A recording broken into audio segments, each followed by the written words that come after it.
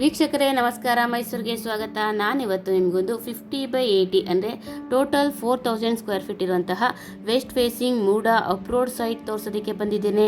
ಇದು ನಮ್ಮ ಮೈಸೂರಿನ ದಟ್ಕಳ್ಳಿ ಆದ ನಂತರ ಬರುವಂತಹ ಪೃಥ್ವಿ ಲೇಔಟಲ್ಲಿ ಬರುವ ಪ್ರಾಪರ್ಟಿಯಾಗಿದ್ದು, ವೆರಿ ಕ್ಲೋಸೆಸ್ಟ್ ಲ್ಯಾಂಡ್ಮಾರ್ಕ್ ಅಂದರೆ ಜೋಡಿ ಬೇವಿನ ಮರ.